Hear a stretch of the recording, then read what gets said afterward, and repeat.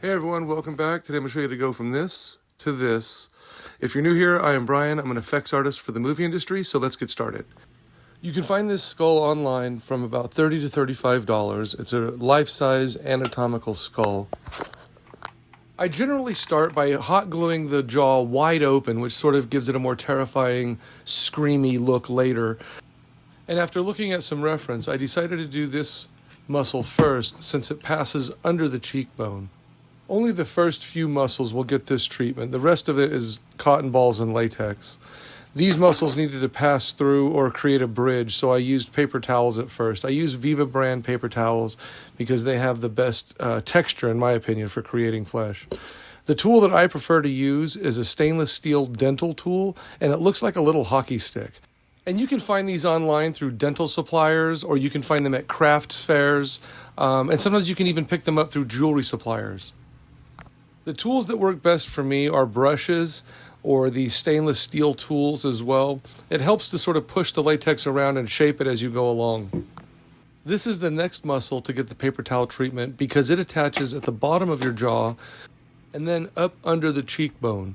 The upper muscle attaches from your skull through the cheekbone and under the jaw. Okay, so during this progression montage, here's a fun fact for you. I worked on the movie Zombievers, did the effects for Zombievers, and we shot that up at the Disney Ranch in Santa Clarita. So the kids are held hostage inside this little cabin by these zombie beavers. They can't get out, right? But they got to get to the neighbor's house, and the neighbor's house in the movie is actually where they shot Schrute Farms for The Office. If you've ever seen The Office, Schrute Farms is the same house. So it's fun. If you've never seen the movie, it's a gem of a film. Watch it. It's very fun. If you roll up latex on a table, you can create these unique shapes that can be used as veins. The veins are loosely placed, but they'll stick better once the latex is dry. So let's switch to the other side. The cheek muscles become a bit problematic because there's nothing for them to attach to, so I decided to twist a little mouth out of armature wire and then coat that with latex. I feel like I learn a little bit each time I make one of these, so on the next one, I think I would definitely coat the armature wire just in latex and let that dry, and then come back with little bits of cotton, and only use a little bit at a time and build it up, not try to wrap the whole thing at once like that. Wrapping it all at once it dried, it was a bit lumpy, and I had to come back and then patch that with little bits of cotton. So I think that if I had built it up slowly, as opposed to going for the full thing at once, I'd have been better off. So live and learn. On the next one, I'll catch it on the next one. Oh, also, I wanted to talk a little bit about the latex that I use. There's, in effects, we kind of have balloon rubber and slip latex, and slip latex is kind of thick. So for this, I used balloon rubber because it soaks into the cotton balls a lot easier than the slip latex does. Okay, so I like the way these muscles sort of pull into the corner of the mouth.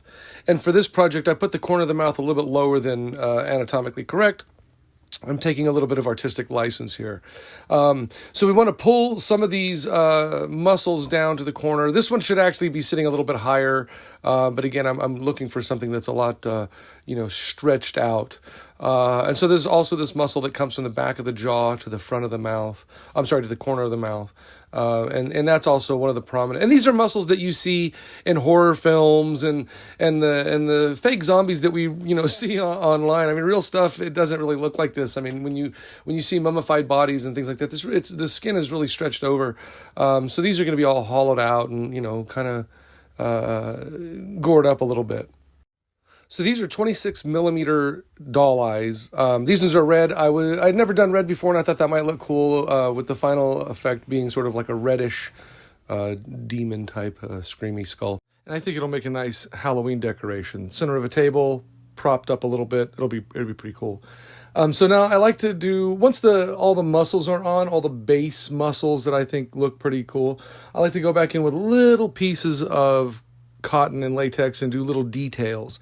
So this is where you get to add some of those emotions and cool features to try to make it look like it's more angry, try to build up the skull a little bit. You can raise the brow if that helps the look that you're going for. Also, something to consider, there are times in arts and crafts where you have to let some things dry, to do little bits of latex at a time and let that dry. Sometimes there's days in between drying. for some of this. So keep that in mind as you build yours, that it's going to need some time for the latex to dry. I just like to let it dry because then it's easier to work with. Sometimes it skins over and you don't want to touch it because you can dent it and that'll stay permanent. So I like to just mess with it for a little bit and then just let it sit. So just keep that in mind as you're working this. Always be patient, work in little areas at a time, and I think it's going to turn out quite nice. Well, that's pretty much it for the build.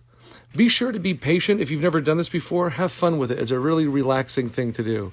All right, so you know the drill. Be sure to like and subscribe, share to your friends, and follow for more. Thank you very much for watching, and if you want to see anything, let me know in the comments. Thank you very much.